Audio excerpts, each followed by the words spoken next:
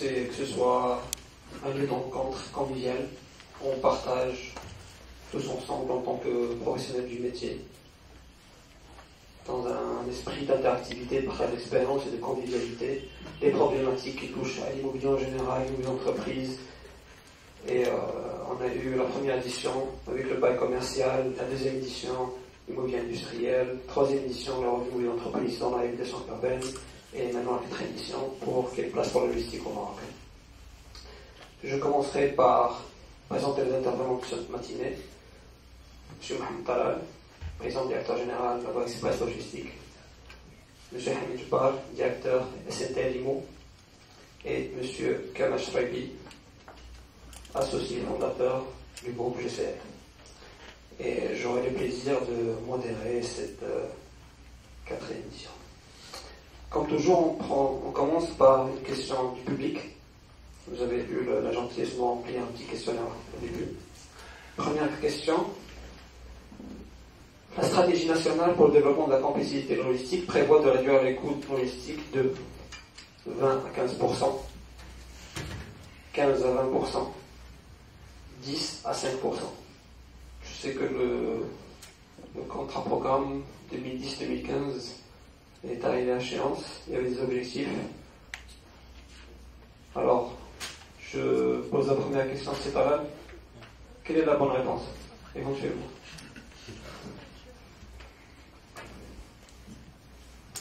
Ça marche. Bonjour tout le monde. Quelle est la bonne réponse? Je ne suis pas le bon intervenant. Je vais demander à M. Sezi, directeur général de l'ANDL, mais je ne veux pas me fâcher avec lui. D'accord. Bon, je vois très rapidement, le contrat programme effectivement a été signé en 2010. C'est un contrat 2010-2015. En effet, il a pris du retard, il a pris 2 à 3 ans de retard à peu près. Bon, pour différentes raisons, les élections, mais juste avant les élections, c'était surtout la constitution de l'ANDL, parce qu'il fallait créer un nouveau organe de gouvernance. Donc, cet organe a été créé, M. Tézan est son directeur, il fallait monter toute l'équipe, donc une task force qui est absolument en place, il fallait débloquer les fonds, et ensuite il fallait surtout signer les 15 contrats d'application qui constituent le contrat programme. Aujourd'hui, plus d'une dizaine ont déjà été signés, il en reste 4 à peu près à signer, et ça structure un petit peu différents plans d'économie au niveau national. Maintenant, je vais revenir sur la notion de compétitivité. Alors, je pose juste la question, on va retourner. On va retourner. Donc, on retourne. Alors, ce coût, est-ce qu'on cherche à réduire les coûts logistiques déjà? Donc, il fallait dire de continuer. Donc, très rapidement, oui, on cherche à réduire les coûts logistiques. Maintenant, puisqu'on parle de réduire, d'améliorer la compétitivité nationale pour passer de 20 à 15% et de 10 à 5, bon, sûrement pas de 10 à 5, mais parce qu'aujourd'hui en Europe, on tourne entre 10 et 15%, on va aller beaucoup plus haut que ça. Il faut s'élever encore plus haut dans le débat. Il faut élever ça encore plus haut parce que on parle d'immobilier logistique, mais quand on discute avec les gens, on dit on va construire un bâtiment dans tel endroit, 20 000 mètres carrés, est-ce qu'il y a un marché, est-ce qu'on peut louer, la rentabilité, c'est une approche purement financière. Pour l'investisseur, c'est uniquement ça. Et puis pour la personne, pour l'architecte ou pour les entreprises qui vont construire, pour eux c'est juste un investissement à construire. Mais il y a un gros risque derrière. Il y a un gros risque. 2. Le premier, c'est que l'entreprise qui veut un bâtiment logistique, là je discute avec l'exploiteur, je dis est-ce que tu as quelque chose à changer? Très bien. Il me dit oui, on a un projet, on va démarrer, ainsi de suite. Moi, en tant qu'opérateur logistique, quand je vais louer un entrepôt, qu'est-ce qui m'intéresse? C'est même pas le coût de la construction ou le coût du loyer qui va me donner. C'est la productivité du bâtiment. C'est un outil de production pour nous. Vous pouvez me donner un bâtiment 2 fois plus cher à Tanger et gérer le louer. À l'entrepôt, vous stockez des palettes. D'accord? Moi, ce qui m'intéresse, c'est la densité de palettes au mètre carré. Si vous donnez un bâtiment de 6 mètres de hauteur et un autre de 13 mètres, je suis désolé. Augmentez votre loyer de 30%, je prends le bâtiment qui est à 13 mètres. Parce que j'ai une plus grande densité. Alors après, bien sûr, il y a Kamel qui va rentrer dans le détail technique. Il y a d'autres contraintes.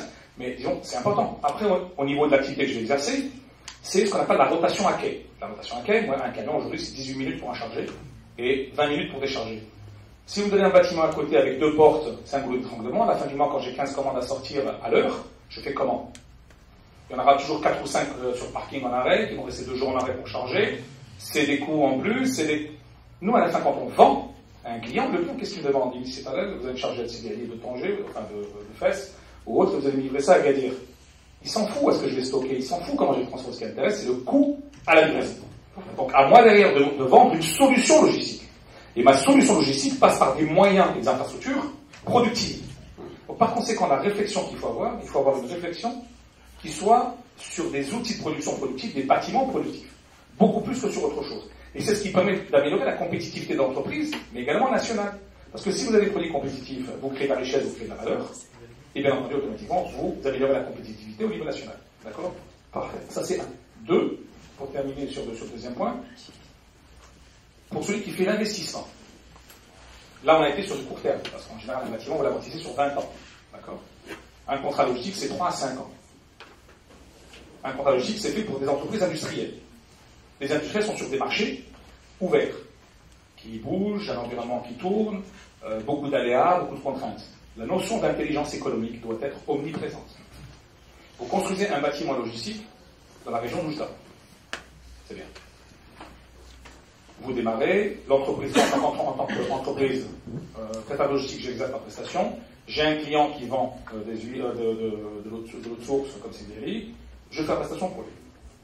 4 ans après, donc à la fin du premier contrat logistique, parce qu'un contrat logistique c'est 3 à 5 ans en général, avec les mêmes, 3 à 5 ans, au bout de 4 ans, j'apprends que juste à la frontière, juste derrière, l'Algérie construit une zone logistique de 500 000 m2 avec des coûts 3 fois plus chers. Je suis désolé, je déménage à côté. Je déménage. Et tout le site que vous avez mis en place, vous, dans la région orientale, ben c'est terminé, il est mort, il est obsolète. Donc dans l'investissement, déjà, un, il faut une projection à long terme, et deux, il faut intégrer la notion de veille. Il faut, avant de lancer un investissement, faire une veille dans la région nationale. Qu'est-ce qui va se faire, qu'est-ce qui va pas se faire chez les voisins à côté. Et également mettre en place une stratégie d'influence. Il faut aller voir les normes, les lois dans chacun des pays ou au niveau des régions. Qu'est-ce qui va se mettre en place pour pouvoir influencer ces normes-ci? Exemple, vous construisez un bâtiment de, je vais dire une bêtise, vous avez construit 1 million de mètres carrés à 8 mètres à 10 mètres de hauteur. Et puis, un jour, on dit, écoutez, il y a une loi qui est sortie, une norme. Au Maroc, on peut construire des bâtiments au Maroc de 18 mètres. Là, je vais être un peu négatif. Vous avez intérêt à mettre en place un réseau d'influence pour que ça ne sorte pas. Et il faut lobbyer pour que ça ne sorte pas. Parce que si ça sort, tout ce que vous avez réussi auparavant est mort. C'est terminé. Donc, c'est pas négatif, d'accord? Mais il faut avoir cette vision, il faut avoir cette stratégie d'influence, il faut avoir cette veille constante dans chaque investissement que vous effectuez. Merci. Merci. Alors, j'ai fait une petite recherche sur Wikipédia, facilement. C'est quoi la logistique? Qu'est-ce que dit Wikipédia? La logistique peut se définir comme l'art de gérer les flux au meilleur coût. Non seulement les flux de produits, mais aussi les flux d'informations associés aux flux physiques depuis le fournisseur initial jusqu'au client final. Elle permet l'adéquation entre une demande et une offre, ainsi qu'une meilleure rentabilité des investissements. Alors, je me tourne à Stéphane. Est-ce que Wikipédia a raison ou pas? Et nous, généralement, quand on définit la logistique, on dit c'est transporter le bon produit au bon endroit, au bon moment, au bon coût. Donc, je pense que ça résume la définition de Wikipédia et c'est juste dit autrement. Et clairement, je rejoins Mohamed sur le fait que c'est aujourd'hui un levier que les entreprises doivent utiliser pour être encore plus compétitives. Clairement, les marchés sont de plus en plus complexes. Il y a une mondialisation qui est là, qu'on le veuille ou non. Les clients sont de plus en plus exigeants. Et donc la logistique devient clairement, au-delà du simple fait d'être une fonction qui était au service des commerciaux, devient une fonction vitale dans l'entreprise. Et aujourd'hui, plus qu'avant, j'ai envie de dire qu'il faut impérativement que les dirigeants d'entreprise reconnaissent cette fonction-là à sa juste valeur. Et nous, on milite fortement, aussi bien au niveau national qu'ailleurs dans le monde, justement pour que cette fonction-là soit de plus en plus reconnue. Il se trouve que certains pays sont assez en avance là-dessus. Vous trouvez aujourd'hui beaucoup de supply chain managers qui occupent des postes, enfin des sièges, je dirais, dans des conseils d'administration, ce qui n'était pas le cas il y a quelques années. Vous avez aussi quelques supply chain managers qui passent de supply chain manager à DG. Donc ça montre aussi que cette fonction-là est de plus en plus reconnue. Parfait. Si je parle, une réaction sur la supply chain et l'investissement immobilier. Vous êtes au cœur des deux. Je suis tout à fait d'accord avec ce qu'il dit. C'est halal, déjà cette notion-là d'un outil de production et de productivité. Généralement, on voit un bâtiment, juste un bâtiment qui va abriter des produits, mais en fait, non. C'est vraiment un outil type une machine industrielle qui a des entrants et des sortants avec de la productivité et de rendement. Sauf que cette machine-là, il va être fixe dans le temps, pendant 20 ans jusqu'à 30 ans. Donc c'est pour cela que la prise des décisions et les études qui sont faites en amont des différentes projections, c'est très important le choix de là où on va placer cet outil de production. Là, on va le mettre. Il doit être absolument sur la route de flux. Parce qu'au final, qu'est-ce qu'on traite? On traite des flux de marchandises qui viennent d'un bassin de production ou d'un port et qui sont destinés à un bassin de consommation. Deux paramètres importants, donc cette route-là de flux. Il ne faut pas que, lorsqu'on va mettre un entrepôt quelque part, qu'il y ait des coûts logistiques liés à l'exploitation qui sont au-delà de nord. Pour ajouter 30-40 km de plus, c'est un coût de gasoil qui va être supporté par le logisticien. Il faut économiser tout ça. Donc en amont, on parle d'un barycentre. Barycentre, c'est là où on va placer cet entrepôt-là, ou cette plateforme logistique-là. On essaye de la mettre plus grande possible, dans un but très simple, c'est la massification. Parce que automatiquement, quand il y a de la massification, c'est l'économie d'échelle et la réduction de coûts. Donc le plus on met le maximum de gens dans un même endroit, en normes bien gérées, automatiquement l'éco-logistique baisse. Et ça permet aussi de structurer, on va au-delà, ça permet de structurer aussi un périmètre urbain, participer dans l'urbanisation des villes, parce que après on saura qu'un flux de camions qui va entrer et sortir de ce point-là. Donc ça a des conséquences aussi sur la ville, parce que ça va l'aider à gérer son flux de trafic, de camions, de voitures, ainsi de suite. Donc ça va au-delà, c'est une participation au développement local, en plus de tout l'intérêt logistique qui va venir par la suite. Mais comme investisseur immobilier, c'est quand même disait qu'un investissement, aussi un investissement d'une plateforme, c'est sur 20 ans. Après, c'est des contrats de 4-5 ans. Comment un investisseur immobilier peut gérer cette contrainte-là? Alors très simple, il faut faire avant de signer un contrat, lui en tant que logisticien, dès qu'il signe un contrat, il met derrière des moyens.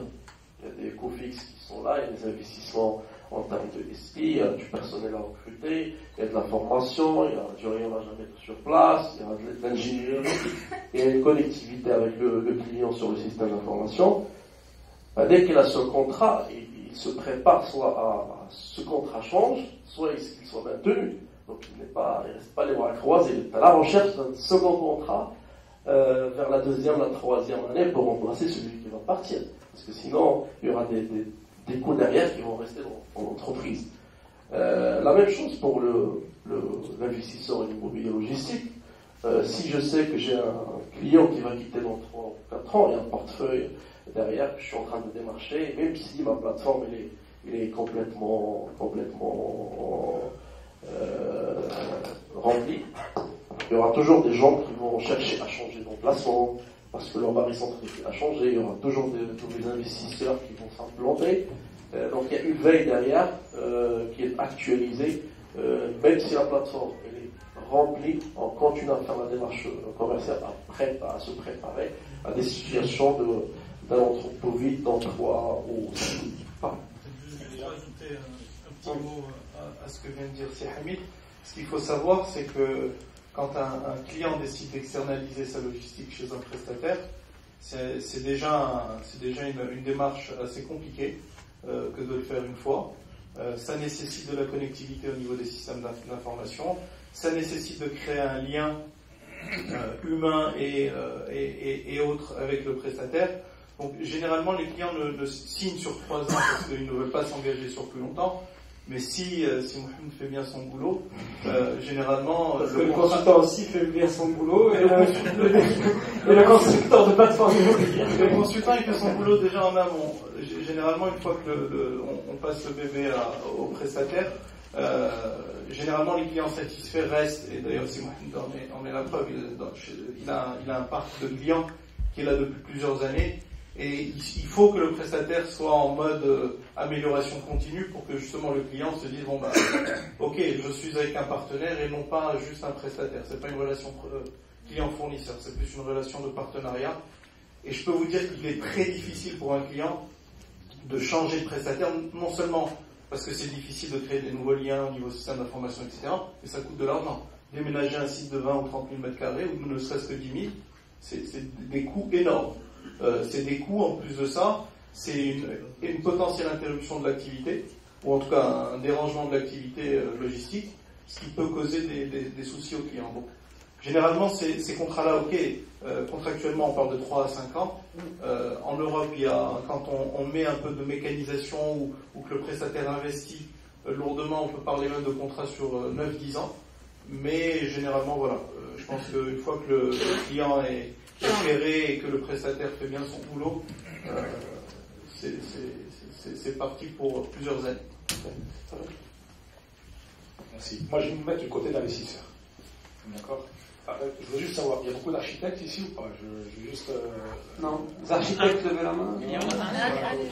On a un, ça ne sait pas. Il est extrêmement important qu'il y ait des conseils pour l'investisseur. Il faut conseiller l'investisseur, il faut l'accompagner. Le conseil, c'est l'architecte, c'est le cabinet de conseil, il faut le conseiller. L'investisseur, quand il vient, il met de l'argent, il attend un rendement derrière. Il veut un taux de rendement. Et il veut une pérennité dans le temps. C'est clair, parce que l'investissement est sur 20 ans. Donc, à vous de lui apporter cette garantie. Il faut qu'il soit sécurisé pour qu'il aille investir. Tout à l'heure, j'ai parlé d'intelligence économique, je reviens encore dessus, c'est extrêmement important. La veille est extrêmement importante. Avant de lancer un investissement, il faut se poser plusieurs questions. La première, le prestataire qui va venir chez vous, il a un contrat de 3 à 5 ans. Donc il va répondre à un appel d'offres à des entreprises qui vont lancer un appel d'offres logistique, et on va y répondre. On va répondre par rapport à un besoin sur 5 ans. Mais il est important de savoir les entreprises opérant, industrielles opérant, dans quel marché elles opèrent, et sur quel cahier des charges. Si on prend une multinationale américaine, ils ont des normes environnementales qu'ils doivent appliquer au niveau monde. Il faut aller jeter un coup d'œil, voir qu'est-ce qu'il y a dans ce cahier des charges, parce qu'ils nous imposent, nous, au Maroc, on a des clients, je ne vais pas citer, les Carrefour, on gère Carrefour au niveau national, on gère Procter & Gamble, on gère Imperial Tobacco, ce sont des cahiers des charges qui viennent de l'étranger, avec des contraintes à l'intérieur. On nous dit, messieurs, vous devez mettre un sprinklage, dans ce cas c'est un système d'incendie, mais dans ce sprinklage, vous avez 15 normes. Laquelle on va prendre? Alors aujourd'hui, il n'y a aucune norme au Maroc. Vous pouvez lancer un investissement, vous ne mettez rien. Sauf que dans 5 ans, le Maroc va s'aligner sur une des normes, et votre bâtiment est dépassé. Il faudra réinvestir, recasser. Donc peut-être qu'au moment de l'investissement, il aurait peut-être fallu laisser les passages de tuyauterie, les passages de câbles, les installations. Même si vous faites un investissement, au moins préparer le bâtiment pour recevoir ce type d'installation. Pour qu'au bout de 5 ans, il suffit juste de faire le grade du bâtiment pour qu'il redevienne aux normes. Ça, c'est pour la question norme. Après, pour la question barrissante. Pour la question barrissante, c'est toujours la même chose. Des barrissants qui bougent, allez, on va dire tous les 5 ans. Une entreprise qui s'appelle Nike, par exemple, qui vend dans le monde entier, travaille sur des plateformes, mais quand vous regardez sur 20 ans, ils ont bougé de plateforme. Le marché, lui, est resté le même, les volumes par marché ont bougé, mais comme les volumes bougent pour chacun des marchés mondiaux, les sites changent également, les modèles de distribution changent, donc lui, change de plateforme. Donc il faut faire de la veille, anticiper, et pour que demain, si ce bâtiment-là n'est plus vraiment adapté, techniquement parlant, ou économiquement parlant, il faut qu'on puisse pouvoir le convertir.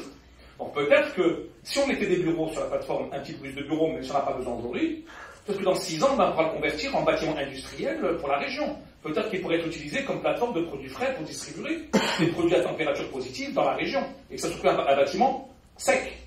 Mais sauf qu'au moment de l'investissement, il fallait prévoir certains petits investissements ou certaines réserves pour que ce bâtiment puisse également vivre dans le temps. On n'est pas là pour faire des investissements statiques. On répond pas tout de suite, cash. C'est d'abord, j'avais dit d'abord, on n'est pas dans ces projets.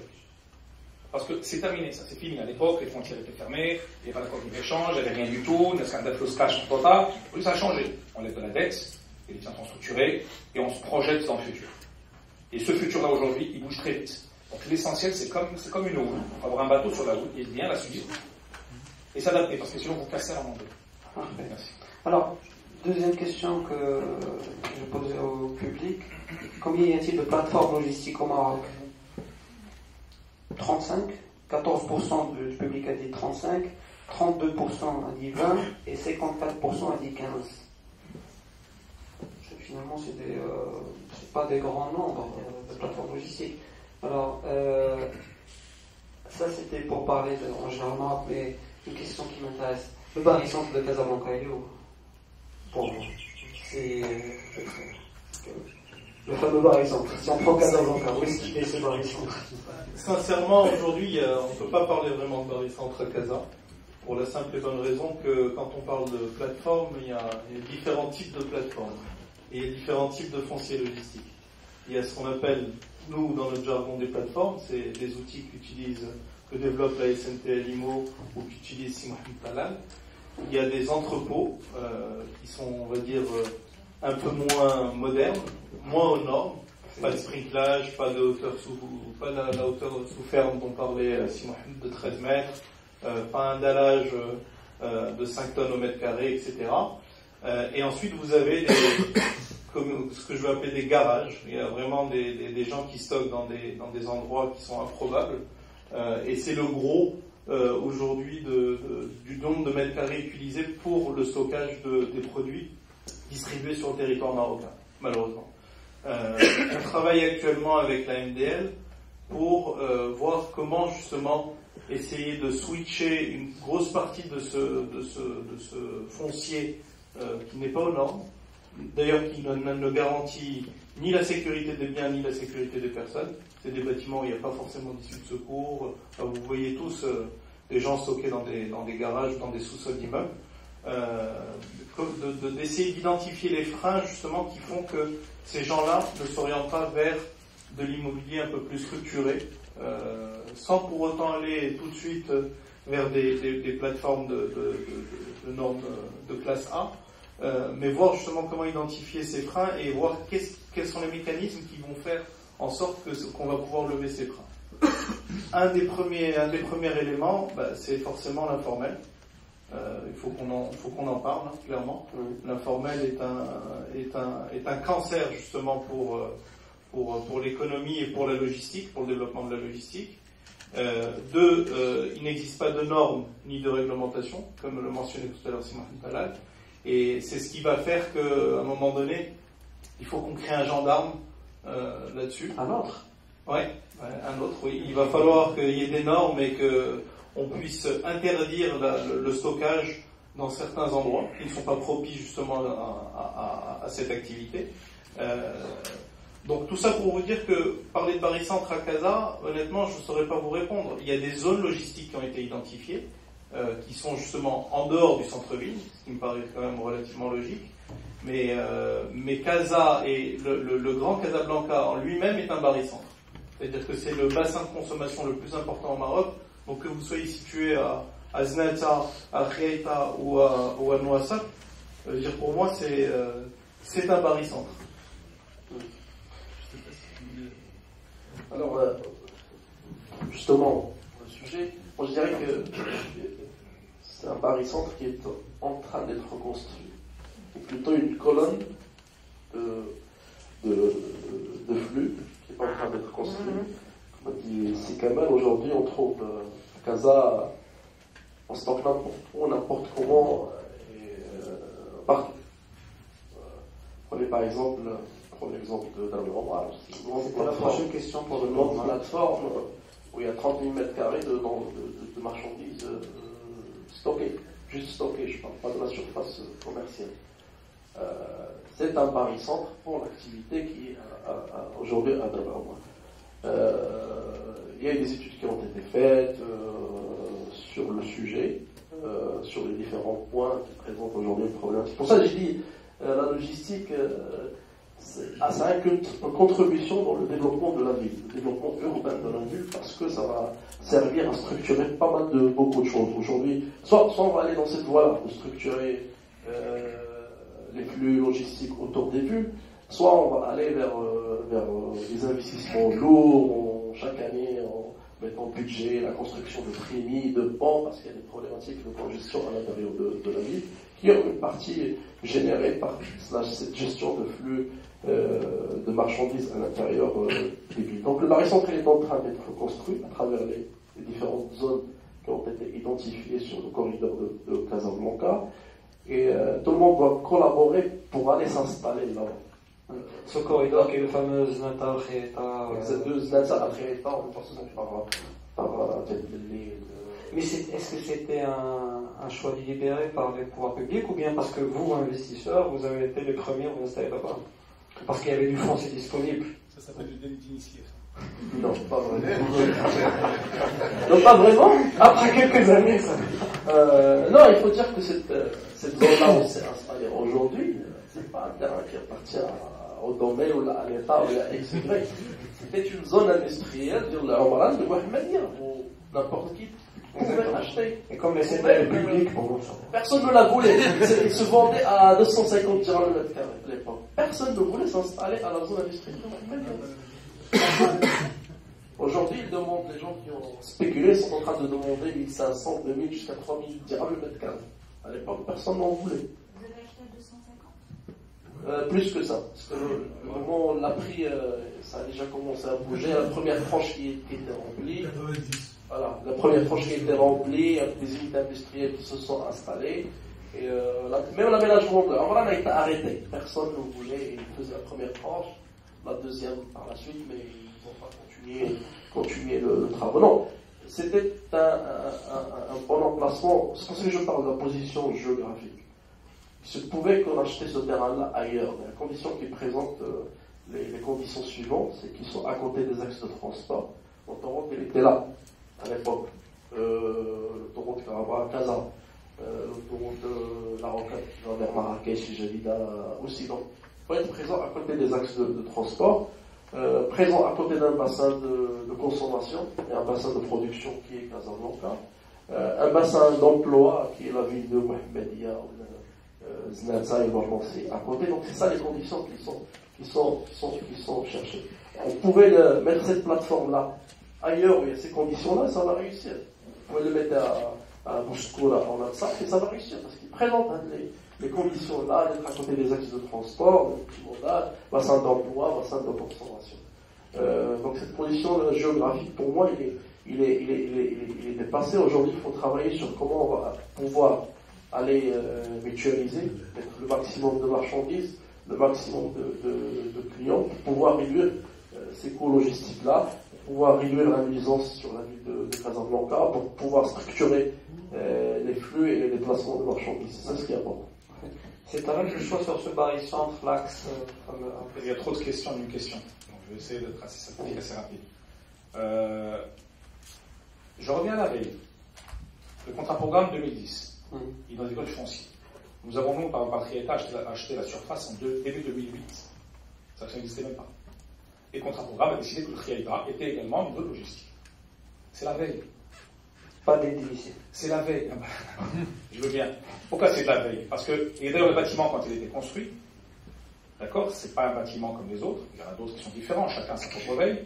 On s'est dit, voilà, aujourd'hui, mon client, ce qui l'intéresse, c'est enlever un produit dans une zone de production et livrer un marché cible à Casablanca ou hors Casablanca.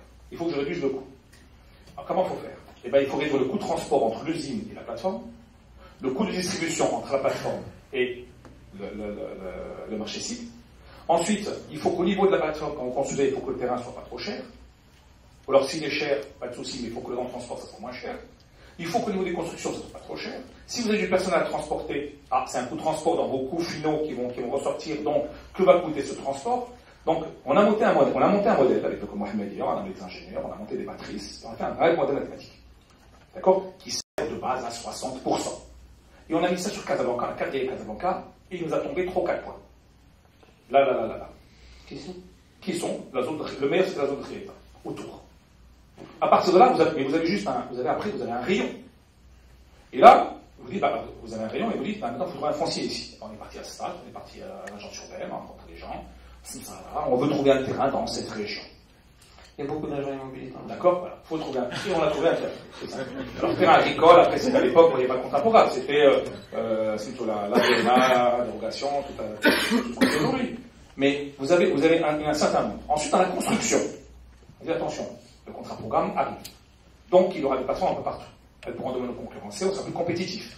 Si demain le bâtiment est plus compétitif, qu'est-ce qu'on fait? Donc, dans la construction, il faut l'intégrer. Donc, demain, ça peut être un bâtiment qui peut devenir industriel. Donc, on va faire des modules de 5000 m², avec une séparation au milieu pour 2500. En prévision. Ensuite, on dit, très bien, mais si demain il est ici, il faut des bureaux. Dans les 1000 étages de bureaux, qui sont à 60% vides aujourd'hui. 60% vides.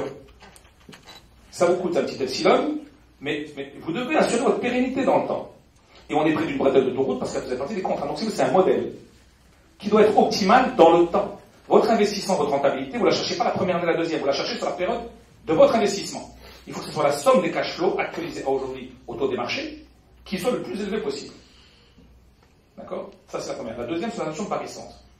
Kamel a dit un point important. Je ne sais pas si vous l'avez noté tout à l'heure. Vous avez dit Casablanca est à la limite un Paris Centre. Ah oui, c'est un point du Paris Centre. On n'a pas parlé de Paris Centre sur Casablanca. Déjà, parce que le contrat programme a arrêté les zones logistiques. Donc celui qui veut aller ailleurs, il peut y aller, mais c'est assez risqué et péril. Parce que si dans 5 ans, on dit comme par exemple à Casablanca, je n'ai pas cité, il y a des zones où il y a des bâtiments, demain il n'y aura plus de camion qui va circuler. Il ne pourra plus alimenter son bâtiment dans 5-6 ans, c'est terminé. Il n'y a pas un camion qui rentre. Comment il fait? J'ai assisté à un industriel en réunion avec Karim Boulab, je me souviens à l'époque quand j'étais ministre, si Brada était avec nous, je vois dans la salle que je salue, qui lui dit, Monsieur le ministre, il n'y aura plus de camion qui va rentrer en ville, mais moi mon usine, elle est sur la route de une grande artère de Casablanca. Si je vous dis l'avenir, vous allez reconnaître l'usine. D'accord? Je dis, attendez, vous me demandez d'aller à Mohamedia pour revenir à Casa. Mais attendez, vous vous rendez compte? Aujourd'hui, c'est un semi-remorque qui sort de Casa pour venir chez moi, ça coûte 300 dirhams. Demain, la même semi va à Mohamedia, ça va me coûter 1000 balles. Et il doit revenir en petit camion, donc 3 petits camions pour être dans un semi, à pratiquement 700 dirhams par camion. Donc je vais monter à 3000 ou 4000 dirhams par voyage. C'est pas possible. Et en plus, sur une plateforme d'éclatement pour éclater sur un petit camion pour qu'il puisse rentrer en ville. Bon, heureusement que cet industriel-là, son bâtiment, il a plus de 60 ans.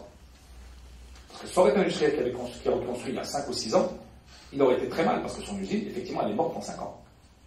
Et le problème, c'est plus le bâtiment qui est en cause. C'est même l'outil de production, parce que le gars, il a investi l'outil de production à l'intérieur. Même s'il amortise sur 5 ans. Vous ne pouvez pas démarrer la même activité sur un autre site. Je dis, j'arrête et je démarre tout de suite à côté. Ou alors, je laisse tourner, je réinvestis à côté, parce que dans 5 ans, je vais déménager. Vous perdez en rentabilité sur une période de 10 ans. D'accord? Donc, cette notion de veille est toujours extrêmement importante. Donc Casablanca elle-même est apparaissante. Il y a des zones logiques qui ont été identifiées.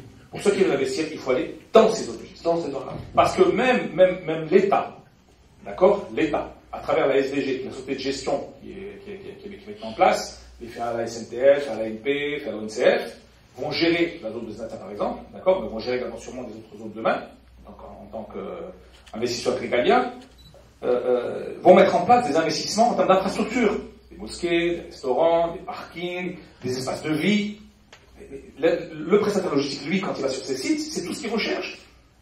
Il recherche un modèle qui permet de réduire ses coûts, améliorer le confort de ses employés et être conforme aux normes et aux lois nationales. Donc la notion de Paris Centre, elle n'est pas dans la région, mais elle est au niveau national et au niveau régional. Quand j'ai parlé de Nike, elle a toujours le même marché, elle fait de la croissance. Mais elle bouge de bâtiment en bâtiment. Pourquoi? Parce que quand elle fait ses calculs logistiques, de coûts logistiques en termes de distribution par rapport au volume, il doit déménager pour que ça lui coûte moins cher. Je prends un exemple. Vous avez une plateforme à Casa, une plateforme à Agadir. Vous avez 100 clients à Casa et 1 client à Agadir. Votre plateforme, vous la mettez où? Vous la mettez à côté de Casablanca. D'accord? Si maintenant vous faites l'inverse, votre plateforme, vous l'envoyez à côté d'Agadir. Parce qu'il vaut mieux avoir un petit coup de distribution juste à côté des usines de production plutôt que d'avoir de l'autre côté. D'accord? Maintenant, si le marché change sur 10 ans, passer de 100 à 1 ou de 1 à 100, il est normal de déménager le bâtiment d'un jour à l'autre. Donc il faut une projection dans le temps par rapport au mouvement de ce barycentre dans le temps. Et ce mouvement de barycentre, c'est les marchés et la réglementation. Et la fiscalité. Et la fiscalité aussi régionale, avec la régionalisation maintenant, parce que de parler de fiscalité également régionale. On a avec nous le directeur du CNR Casablanca. Alors, je vais rebondir sur votre introduction et la troisième et dernière question du public. Quel est le taux d'externalisation des services logistiques au Maroc? 32% ont répondu que c'était 15%, 26% c'est 23%, 9% c'est 50%. Après, l'externalisation, je pense que c'est clair. Voilà. C'est quoi la bonne réponse? Je sais pas. Alors la bonne réponse avec les chiffres dont on dispose aujourd'hui, ce qu'il faut savoir c'est qu'il y a très peu, voire pas du tout de chiffres au niveau logistique au Maroc. Il y a un organe qui a été créé qui s'appelle l'OMCL, qui est l'Observatoire marocain de la compétitivité logistique, qui démarre son activité et qui lance un certain nombre d'études justement pour commencer à collecter de l'info. On est en train de travailler sur une mission avec l'ANDL sur l'externalisation logistique, comment favoriser l'externalisation logistique au Maroc, parce que in fine, si on favorise l'externalisation, on va favoriser une meilleure compétitivité de la logistique dans les entreprises marocaines. Et donc on a fait tout un travail de recensement de ces données-là via InfoRisque. On a pris l'ensemble des entreprises, on a identifié chez les prestataires le nombre des entreprises qui a été externalisé, etc. Et on s'accorde à dire que aujourd'hui le taux d'externalisation tourne autour de 14%. Donc ça va, la salle donc ce qui est très faible quand on se compare à d'autres pays. Pour vous donner un ordre d'idée, la Turquie aujourd'hui est à plus de 30%, d'accord. Quand on compare à la France c'est 78% des entreprises qui ont externalisé la fonction logistique. Donc encore du chemin. Donc on a encore du chemin, donc ces messieurs-là ont encore un beau potentiel devant eux. Maintenant on parle beaucoup de CASA, et moi j'aimerais qu'à un moment donné qu'on parle un peu aussi des régions, parce qu'aujourd'hui il y a une véritable offre sur CASA, aussi bien au niveau de la prestation, donc il y a des prestataires qui sont basés ici, il y a du foncier disponible, mais quid de Marrakech, quid d'Agadir, quid de Tanger, on n'en entend pas parler alors que il y a un véritable bassin, il y a des entreprises qui sont implantées sur place. Et tout à l'heure, je rebondis sur ce que disait Si Mohamed. Il y a tous les 3-4 ans, nous en tant que cabinet conseil, que ce soit ici ou ailleurs dans le monde, on est souvent sollicité pour faire ce qu'on appelle des études d'optimisation du réseau de distribution. C'est-à-dire que ce qui était vrai à une époque n'est plus vrai aujourd'hui. Les bassins de consommation changent, il y a pas mal de paramètres qui peuvent évoluer, et on s'aperçoit justement que les plateformes bougent aussi. En tout cas, ailleurs dans le monde, au Maroc, on a quand même, vous avez parlé de Baricentre, Casa, ça reste quand même le gros, mais on commence à voir des choses arriver sur Marrakech, des choses arriver sur Tanger, des choses arriver sur Agadir, et on voit de plus en plus d'industriels ou de distributeurs qui ont des demandes de petites surfaces, certes, sur Marrakech, sur Agadir ou sur Tanger. Et tout l'intérêt justement de l'externalisation, c'est de pouvoir mutualiser, parce que c'est compliqué pour un industriel que d'aller louer 300, 400, 500 mètres carrés, mettre un responsable de site, acheter un chariot à 500-600 000 dirhams, mettre un système d'information. À un moment donné, c'est plus rentable. Il vaut mieux qu'il fasse des allers-retours avec son camion plutôt que de s'implanter sur place. Par contre, on parlait de mutualisation et de massification des flux. Là, il y a tout intérêt à ce que les prestataires, justement, s'implantent sur ces zones-là et proposent leurs services à ces industriels et ces distributeurs. Parfait. Alors, la SNT Limo, comment vous avez vécu ce taux d'externalisation des services et comment vous voyez la SNT Limo dans les autres régions du Maroc, à part Casablanca? Alors, parler de ce taux d'externalisation, pourquoi il est faible? Il faut d'abord dire pourquoi il est faible. Comme vous savez, le lycée économique marocain est composé 95% de PME PMI.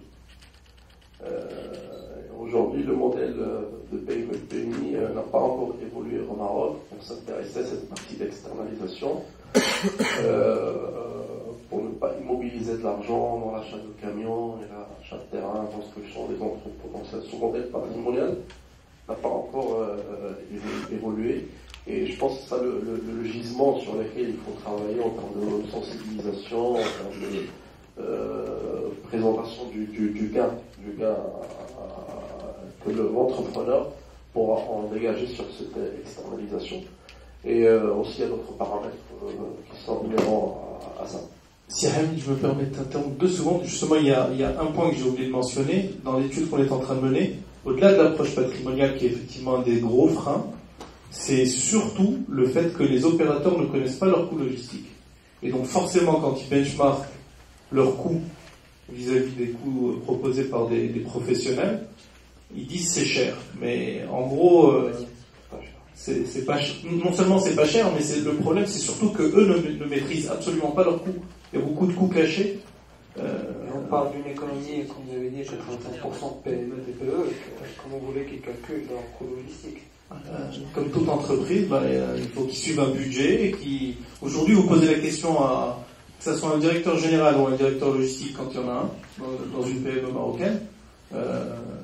Typiquement, s'il est installé dans un bâtiment qui est amorti, il vous dit moi le bâtiment il coûte rien. Non, le bâtiment il coûte pas rien. Il te coûte et tu devrais normalement imputer un coût à ce fameux bâtiment.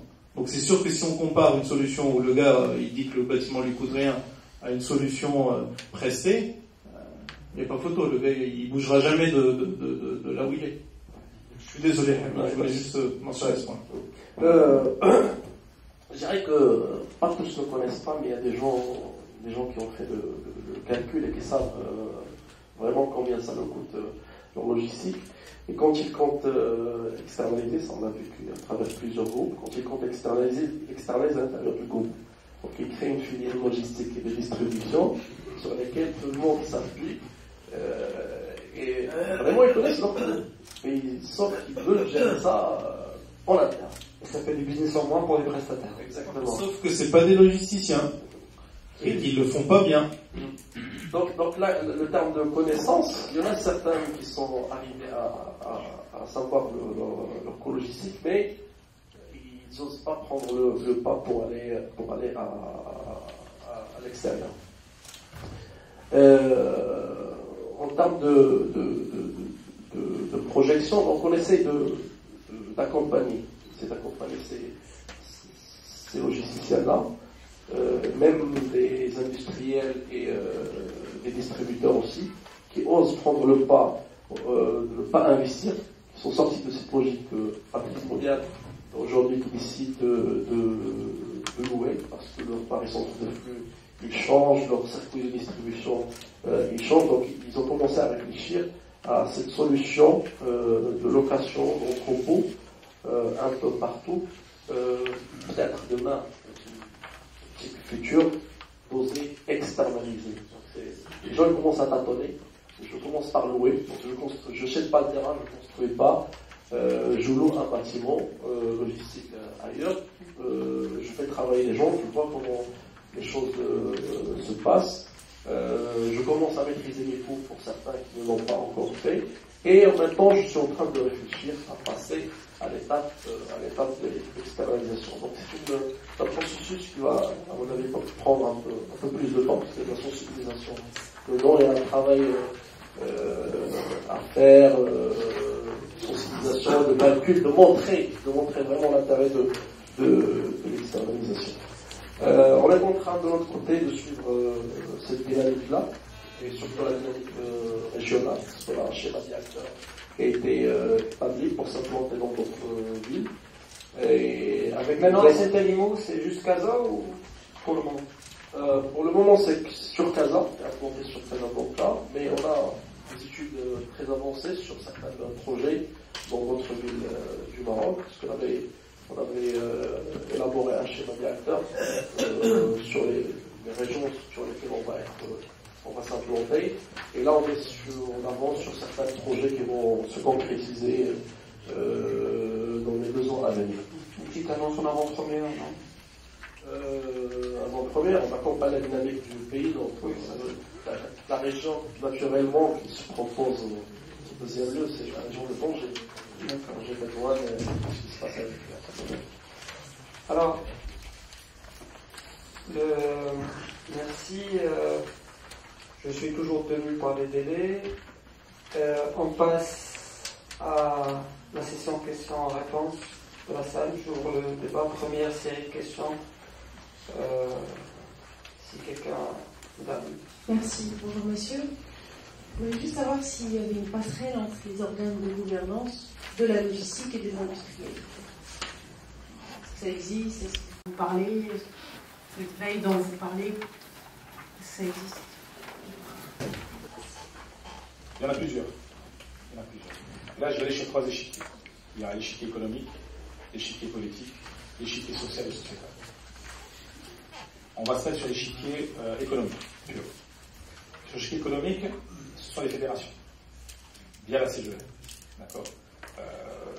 Donc bien sûr, il y a des rencontres, on fait des présentations, on a des associés, il y a des consultants aussi qui sont là, d'accord, sur l'échiquier du jeu économique, qui sont là, qui vont voir les clients et qui essaient de leur démontrer que leur coût logistique presté est moins cher, mais au-delà de moins cher, qui démultiplie votre activité. Au-delà du coût. Attendez, monsieur, vous fabriquez aujourd'hui 1000 bouteilles par jour, sur un marché cible de 1000 bouteilles par jour. Très bien. Vous avez investi un bâtiment, loué, impeccable, vous avez mis des machines. Vous avez travaillé pendant 5 ans. Sauf que le marché croît. Le marché devient mondial. La concurrence devient mondiale. Vous avez des bouteilles d'eau qui vont de l'étranger. Bon, je parle de l'eau parce que la présidente de la CGE, notre présidente, je fais de la pub pour ces d'accord. Elle va arriver des produits concurrents d'étrangers, qui la concurrence sur son propre marché. Donc, bien sûr, il faut vous aussi sortir et les concurrencer sur d'autres marchés. Sauf que quand vous êtes une petite PME qui fabrique une marque Tartampion face à une marque comme Evian, c'est pas photo. Vous n'avez pas la capacité d'endettement que peut avoir un grand groupe international par rapport à la petite PME qui n'a pas ça. Donc, quelle est la solution? C'est passer par un 3PL ou un 4PL. C'est un 3PL. D'accord? Ça qui va vous fournir la logistique globale. Freight forwarding, transport, transit, et ainsi de suite. Presté.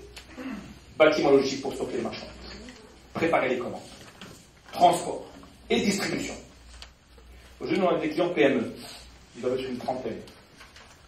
Et ils arrivent à livrer, on livre pour eux aujourd'hui, pour la voie aussi, la voie express, on livre pour eux 129 destinations par jour. Tous les marjans du Maroc par jour. Tous les labels du Carrefour du Maroc par jour. Tous les Azokran par jour. Tous les jours. En gros, en termes de points de livraison, plus de 4000 points de livraison au jour. Ils ne peuvent pas faire ça. Une PME ne peut pas le faire. Même les grosses structures qui sont installées aujourd'hui au Maroc pressent une petite partie de leur distribution, parce que économiquement parlant, ce n'est pas rentable d'aller livrer une caisse de jus d'orange lambda. Mais pour réduire votre coût, c'est une prestation globale qu'il faut réduire. Donc les consultants sont là pour le faire. Parce que nous, quand on y va, c'est normal, il va pour sa paroisse. Donc, c'est clair. Mais le consultant, lui, est quelqu'un de neutre. On est partenaire avec les consultants. Les industriels aussi sont partenaires avec les consultants. Et vous savez, je vous termine sur un seul exemple. Vous prenez un producteur de jus de fruits. D'accord, du jus d'orange. Alors, jus d'orange, il va avoir un entrepôt en propre qui peut recevoir, on va dire, 20 000 palettes. Ça représente 10 000 mètres carrés, je dis ça comme ça, 10 000 mètres carrés. Il construit son bâtiment, il met son usine de production, et tout. Sauf que le jus d'orange, ça se vend quand? Ils font 70 à 80% de leurs ventes juin, juillet, août. Ramadan, safe. Tout le reste de l'année, c'est la bourse. C'est-à-dire que l'entrepôt reste vide à 80% de janvier jusqu'à mai, et de octobre jusqu'à décembre. Quand vous faites un calcul de coût à la palette, en fonction d'investissement, sur l'année, vous allez trouver X. Et quand vous passez chez un prestataire, vous ne payez que ce que vous stockez réellement. Si vous stockez 10 palettes, vous payez pour 10, vous payez pour... Alors ça, vous payez un peu plus cher que quand vous êtes en période de juin, juillet, août. C'est clair, parce qu'aujourd'hui, vous êtes full, bien sûr, vous êtes moins cher que moi. Et vous n'êtes pas moins cher que moi en janvier, février, mars, avril. Comme ça, je suis moins cher que vous de 40-50%. 2, vous êtes flexible. Devant votre marché, il triple, passez commande, et puis on triple le volume avec vous. Si vous êtes sur un site, vous achetez un terrain, il fait 2 hectares, il fait 2 hectares, il n'en fera pas 50. Dans 4 ans, vous triplez le volume, vous avez un problème. Et vous allez acheter un autre bâtiment, et vous allez faire des navettes, avec des ruptures de stock, et tout ça, ça a un coût de la rupture, un coût de la disponibilité. Deuxièmement, la saisonnalité. Quand vous avez votre bâtiment, vous avez du mal à suivre la saisonnalité. Parce que vous allez acheter vous-même 20 semi-remorques. Le dimanche sur votre bâtiment, vous avez 3 portes. Début d'année, début du mois, une commande jour. Alors, vous utilisez une porte sur 3. Et à la fin du mois, vous avez 50 commandes jour, vous faites comment? Vous avez tous les camions en parking, des commandes en retard, c'est des pertes de commandes, c'est des coûts de transport supplémentaires. Tous ces coûts cachés que vous ne calculez pas, vous dites non, moi je paye le prix du marché. Mais pas le prix du marché. Je vais vous donner de tête, et je termine là-dessus. Avant-hier, on m'amène un dossier sur un client, il me dit on lui a donné, mais on passe pas au niveau du prix. Le client dit c'est trop cher. Ouais, d'accord, très bien. C'est quoi son problème? Il dit parce que lui, d'habitude, il prend un camion, c'est 1500 dirhams, Casa Jdida, pour citer la destination. On va faire la prestation à 600 dirhams de voyage. Pourquoi? Parce qu'on a travaillé avec lui sa logistique, pour qu'on ait 3 rotations par jour. Ce qui coûte cher, c'est les coûts fixes par jour.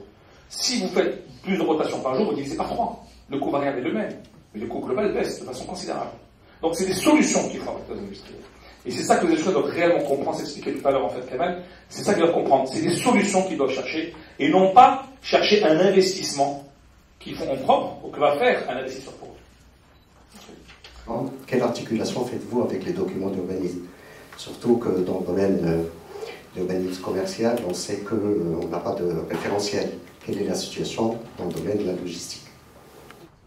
Mais jusqu'à présent, il n'y a pas cette notion d'immobilier logistique ou un terrain logistique. On met classe I5, parc logistique dans une zone industrielle. Aujourd'hui, on est à ce stade-là. Par exemple, sur le plan d'aménagement de Casa, lorsque vous allez le parcourir, vous allez trouver la couleur bleue, les I5, ça c'est des zones qui sont destinées à la logistique, mais il n'y a pas encore le mot logistique ou l'urbanisation logistique. C'est des choses sur lesquelles aujourd'hui l'AMDN est en train de travailler avec les autorités locales de chaque ville pour les positionner, pour que ces terrains ou ces assiettes foncières prendront l'étiquette purement logistique et que ça soit intégré dans les plans d'aménagement futurs des différentes villes du royaume. Donc aujourd'hui, on fonctionne avec un design industriel. Après, quand il s'agit de l'aménager, il y a les normes qui existent aujourd'hui au niveau du Maroc d'urbanisme, mais comme a dit Talal tout à l'heure, il faut se projeter au-delà, parce qu'il y aura peut-être des normes qui vont sortir par la suite, qui seront benchmark des normes internationales. Donc il faut déjà se placer avant et mettre vraiment des bâtiments multiflux en normes internationales qui vont s'approcher de ce que va être le futur de la normalisation logistique en Maroc. Est-ce que vraiment la logistique, actuellement, il y a un besoin réel? C'est ça ma question. On parle de logistique, bon, c'est une terminologie que nous avons appris peut-être il y a presque une dizaine d'années. Et j'aimerais bien savoir si vraiment il y a un besoin. La logistique, à savoir les investisseurs, les logisticiens, les consultants. Ma question concerne les intervenants qu'on n'entend pas trop parler en ce moment, c'est les gestionnaires. Il faut des property managers qui soient capables de gérer ces bâtiments. Aujourd'hui, chacun son métier, les exploitants, les clients, les investisseurs, quid, donc des gestionnaires de patrimoine spécialisés dans la logistique. Vous avez dit tout à l'heure qu'en fait la logistique représentait à peu près 14% enfin vous aviez un marché à peu près de 14%. Comment vous expliquez qu'il y ait une si faible proportion? On entend parler de plus en plus de logistique multimodale, multicanal, qui intègre différents canaux logistiques. En Maroc, je pense qu'on est en retard sur ce point. Le train n'est pas connecté à la route n'est pas connectée au port, le port et ainsi de suite n'est pas connecté au train. Qu'en pensez-vous par rapport à ce chantier? D'abord, est-ce que c'est vrai? Est-ce que c'est vrai qu'on est en retard? Et ensuite, est-ce que vous comptez investir dans ce genre de plateforme d'avenir? Voilà. Bref, merci. Je vais démarrer par la question de l'externalisation et du taux à 14%. Et après, on reviendra sur la partie besoin. Qu'est-ce qui fait que ce taux-là est faible aujourd'hui? Je pense qu'on a déjà mentionné un certain nombre d'éléments, mais on peut peut-être les repasser en revue. Premier élément, c'est on a une approche patrimoniale de l'entreprise marocaine. Donc, les gens se disent, bon, j'ai besoin de surface, plutôt que d'aller en chercher chez un prestataire ou d'aller la louer, je vais aller prendre un prêt à la banque, où j'ai assez d'argent pour construire mon bâtiment, et donc, forcément, le gérer moi-même. Deuxième élément, il y a le fait que, justement, pour pouvoir externaliser, il faut qu'on puisse comparer des offres comparables et des solutions comparables. Or, aujourd'hui, on s'aperçoit que les gens mesurent mal leurs coûts, pour ceux qui les mesurent, logistiques, et donc par conséquent, quand ils comparent l'offre d'un prestataire logistique versus ce qu'ils pensent que leur coûte leur logistique, ils se disent il y a un écart trop important, je ne comprends pas, l'externalisation coûte cher. C'est une erreur monumentale. Troisièmement, pour les raisons qu'a mentionné Simon tout à l'heure, parce que ça vous permet non seulement de mutualiser, de rendre votre coût flexible, mais elle vous permet aussi de monter en compétences très rapidement, ce que les gens ont tendance à oublier. Troisièmement, il y a un élément dont j'ai parlé tout à l'heure, j'ai parlé de l'informel. Grand nombre d'entreprises aujourd'hui ne souhaitent pas externaliser leur logistique, parce qu'une logistique externalisée est une logistique traçable. Chaque mouvement que la voie express fait est enregistré dans un système d'information, ce qui peut déranger certaines entreprises, comme vous pouvez l'imaginer. Donc ça, c'est un des points majeurs aussi, qui est un frein énorme à l'externalisation de la logistique aujourd'hui au Maroc. Donc, et il y a pas mal d'autres critères, comme justement le fait que la fonction logistique n'est pas forcément reconnue. Donc aujourd'hui, un directeur logistique qui va voir son DG qui lui dit chef, j'ai un super projet, et si on externalisait notre logistique, le patron le regarde en lui disant écoute, on a d'autres chantiers à gérer avant de s'attaquer à ça. Donc c'est pas une fonction qui est encore valorisée à sa juste valeur.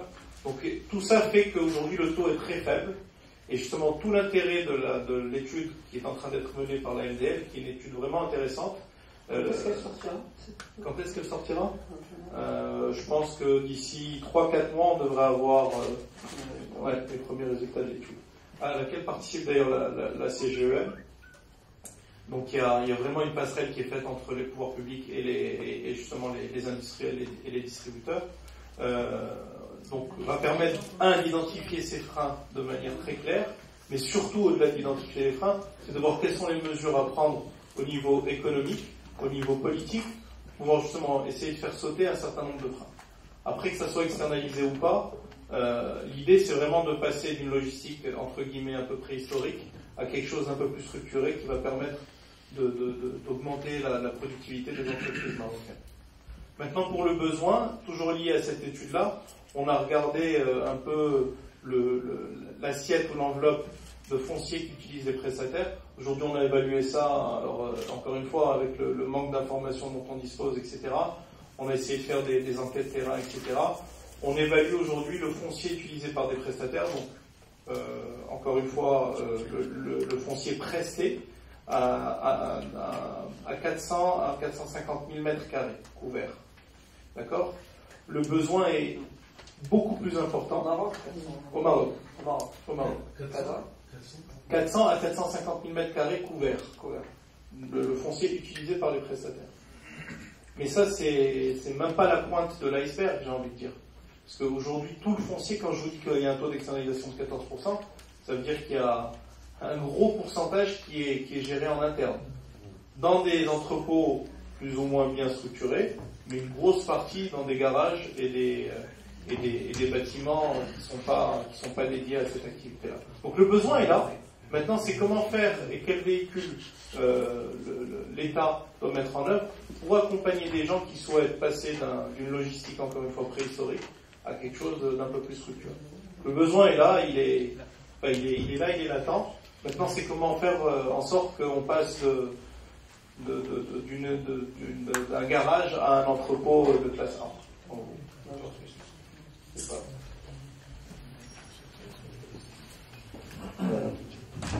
Alors, je vais répondre. Alors, concernant le besoin, oui, il est là. Il y a un besoin, je dirais, automatique qui accompagne le développement du Maroc et la croissance du PIB.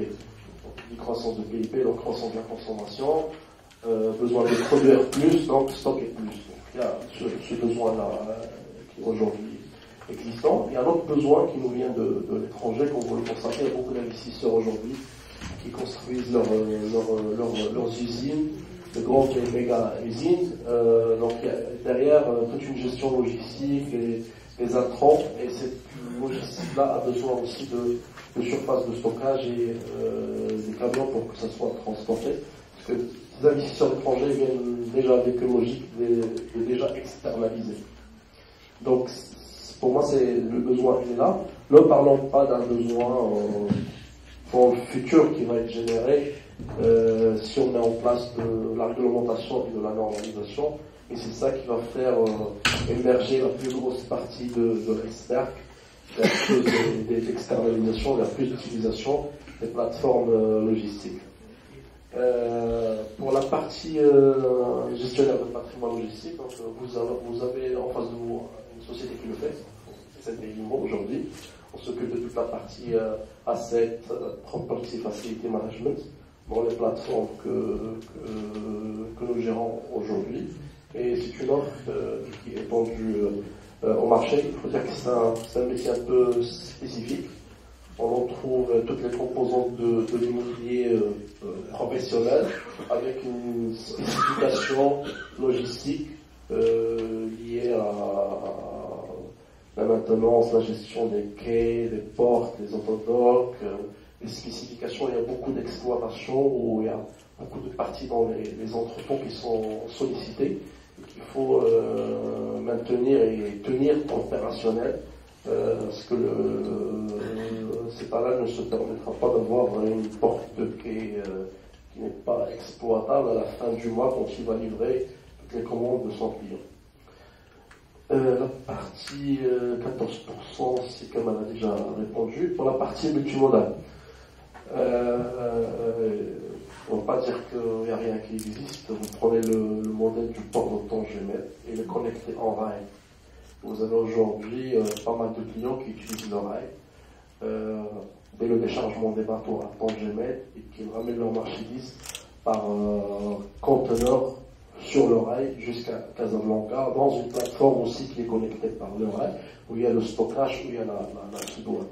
Donc il y a des pas qui ont été franchis dans ce cas-là. Il y a aussi le port de Casablanca qui est connecté aussi par rail, qui peut acheminer de la marchandise. Par la suite, investir dans une plateforme et la connecter pareil, c'est une affaire de flux. Demain, vous me dites que il y a un flux garanti de marchandises, il y a un contrat client qui veut gérer son flux quotidien ou son flux international de stockage de marchandises qui seront acheminées pareil, c'est possible. D'ailleurs, les zones aujourd'hui logistiques qui sont choisies, qui vont être érigées dans le futur, un des points importants, c'est qu'ils soient connectés autoroute et rail. C'est dans cette optique-là, si jamais ce marché se développe et qu'il y a vraiment un besoin de connecter une plateforme par rail, qu'on le fasse. Et très rapidement. Donc voilà. Ben, je laisserai le mot de la fin. D'accord, bon, pour être assez rapide, pour la partie déjà logistique, Monsieur le Président, vous êtes prescripteur. D'accord, c'est à vous d'y aller, c'est à vous d'aller au champ. Aujourd'hui, vous avez déjà des clients existants. On ne faut pas attendre que des nouveaux clients qui viennent s'installer, qui vont chercher un bâtiment, qui vont. C'est ceux qui sont actuels. Kamal a parlé des 4,5% en dessous. Le vivier, il est là. Au Maroc, moi je vous dirais, il faut 4 millions de mètres carrés d'entrepôt logistique. 4 millions de mètres carrés. Maintenant, c'est à vous, parmi les prescripteurs. Vous allez voir les clients actuels, vous allez voir l'industriel, et vous dites, ok, on fait une conférence, venez, je vais vous présenter des choses. Et vous avez tous les industriels. Et vous leur montrez ce qui va se passer demain. Tout ce qui est plan d'aménagement, les études sont lancées, les lois qui sortent, mais ils ne sont pas au courant, les PME. Le patron PME, quand ça arrive le matin, c'est ma trésorerie. Les chefs de clos, je recouvrement, excusez-moi, est-ce que les employés ont été payés, la CNSS, il est dedans, il est là-dedans, il n'est pas ailleurs, il n'est pas dans la stratégie, il n'est pas dans le développement. Il gère son syndicat, il gère un gars qui n'est pas venu, la machine qui s'est arrêtée parce que le roulement n'est pas rentré, il est que sur ça. Qui va lui faire ça? Il y a lui, il est informé de ce qui se passe. Par contre, si lui dit, mais tu es au courant, ta zone va passer zone habitation dans 2 ans. Ah bon? C'est maintenant qu'il va trouver intérêt quand ça construire. Je vais parler d'une plateforme que je connais très bien, je ne vais pas la citer. J'ai dit au patron, il y a 7 ans, ne construis pas la plateforme ici, elle va devenir de l'habitation, et c'est toute la zone. Donc ça veut dire que tu n'as même pas intérêt à l'acheter, parce que même si tu l'achètes en spéculant, il y aura 70 hectares d'immeubles, ce qui veut dire que tes coûts au mètre carré, mais si tu voulais vendre ton terrain, il ne va pas coûter grand-chose, parce que, ou alors tu vas en vendre dans 20 ans. Il a fait l'investissement. Aujourd'hui, il veut vendre. Après 5 ans. C'est un peu trop tard maintenant. Maintenant, il faut voir, tu vois ce que je pense. D'accord? C'est à vous de faire cette veille. Vous allez leur expliquer. Ça, c'est par rapport. Mais il y a un problème, c'est justement de problème financier. Les banques ne suivent pas. Quand je parle de PME, c'est ça le problème qui se pose actuellement. La PME ne suivent pas au-dessus. À la fin. Alors, si j'arrive assez jeune, là, je vous parlerai en tant qu'administrateur de la CGE. D'accord? Là, je ne suis pas là en tant qu'administrateur de la CGE. Je suis là en tant qu'opérateur. le problème financier, c'est le problème. Attends, je vais vous dire une chose. Le problème financier, il est là, quel que soit. C'est une question de survie. C'est une question de survie. Parce que si vous avez aujourd'hui une usine en plein milieu d'habitation, demain, il n'y aura que des habitations à côté. Ils vont interdire l'accès des camions. Comment vous travaillez demain? Comment vous rentrez les camions? Là, je connais des zones à Casa ou hors Casa, vous allez voir, les camions n'arrivent pas à rentrer. Ils attendent le soir pour rentrer, parce qu'il y a des voitures, il y a des consommateurs, il y a des marchés à l'intérieur, ils ne peuvent plus bouger, c'est fini. Là, pour votre productivité se casse la figure, c'est fini. Et vous avez un concurrent qui est dans l'industrie, qui est très bien installé, avec tout ce qu'il faut, il est plus productif que vous, il coûte moins cher. Après, on pose la question pourquoi. C'est à vous, aujourd'hui, d'aller informer ces gens-là. Voilà ce qui va se passer au niveau national. Voici au niveau de la ville de Casablanca. Je suis désolé. L'étude sur la logistique urbaine, elle est quasiment finalisée. Les projets de loi vont être préparés d'ici 2016-2017, on est en plein dessus. 2018, ils vont commencer à interdire les accès. À Marrakech, déjà maintenant, il n'y a plus de camions qui rentrent au centre-ville.